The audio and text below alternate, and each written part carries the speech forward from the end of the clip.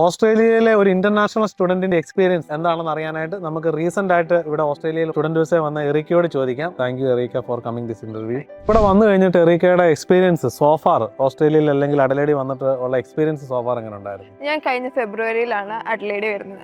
ആ ടൈമിൽ ഇവിടെ നല്ല വെതർ ആയിരുന്നു. ഇപ്പോഴാണ് വിന്റർ സ്റ്റാർട്ട് ചെയ്ത് വരുന്നത്. ആൻഡ് അഡലേഡ് ഒരു റീജിയണൽ പ്ലേസ് ആയതുകൊണ്ട് തന്നെ PR പോയിന്റ്സ് കൂടുതലാണ്. പിന്നെ നല്ലൊരു ക്വൈറ്റ് ആയിട്ടുള്ള ഒരു സ്ഥലമാണ് ഇവിടെ. പിന്നെ എല്ലാവരും റൂൾസ് കറക്റ്റ് ആയിട്ട് ഫോളോ ചെയ്യുന്നുണ്ട്. അതന്നെ, ട്രാഫിക്കിനെ നമുക്ക് നോക്കിയാൽ അറിയാം. വളരെ നല്ല എല്ലാവരും നല്ല തീരെ ക്രൗഡഡ് അല്ല.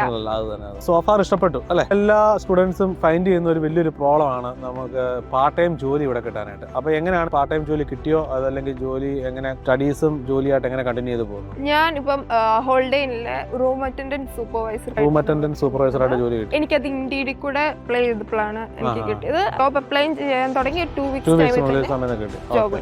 യൂഷ്വലി സ്റ്റുഡൻസിന് ഇവിടെ അത്ര പാട് വരാറില്ല. അപ്പൊ നമുക്ക് അതുപോലെ സ്റ്റുഡൻസിന്റെ ഈ കോഴ്സിന്റെ സെം ബ്രേക്കിൽ നമുക്ക് അവർക്ക് ഫുൾ ടൈം ജോലി ചെയ്യാം അല്ലെ? സെം ബ്രേക്കിൽ യൂണിവേഴ്സിറ്റിന്ന് ലെറ്റർ വാങ്ങിച്ചിട്ട് നമ്മുടെ എംപ്ലോയറെ കൊടുത്തു കഴിഞ്ഞാൽ എംപ്ലോയർ അതനുസരിച്ച് നമുക്ക് റോസ്റ്റർ ഇട്ട് തരും. ഇവിടെ വന്നു കഴിഞ്ഞിട്ട് എറിക്കയുടെ അക്കോമഡേഷൻ എങ്ങനെയായിരുന്നു? കാരണം എസ്പെഷ്യലി എല്ലാവരും പറയും ഓസ്ട്രേലിയ അല്ലെങ്കിൽ അഡലേഡിൽ ഭയങ്കര റെന്റൽ പ്രോപ്പർട്ടി കിട്ടാൻ ഭയങ്കര പാടാണ്, ഇന്റർനാഷണൽ സ്റ്റുഡൻസിന് ഭയങ്കര ഡിഫിക്കൽട്ട് ആണ്. അപ്പൊ എറിക്കയുടെ എക്സ്പീരിയൻസ് എന്തായിരുന്നു ഒരു അക്കോമഡേഷൻ ഫൈൻഡ് ചെയ്യുന്ന സമയത്ത്? ഇവിടെ 2 ഫ്രണ്ട്സിന്റെ കൂടെ ആയിരുന്നു താമസിച്ചിരുന്നത്. ഞാൻ ആ സമയത്ത് ഒരു സ്റ്റുഡന്റ് അക്കോമഡേഷൻ അപ്ലൈ ചെയ്തിട്ടുണ്ടായിരുന്നു.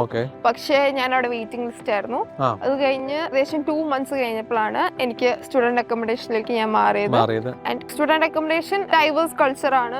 അവിടെ റെന്റ് റീസണബിൾ ആണ്. സിറ്റിയുടെ അടുത്താണ്.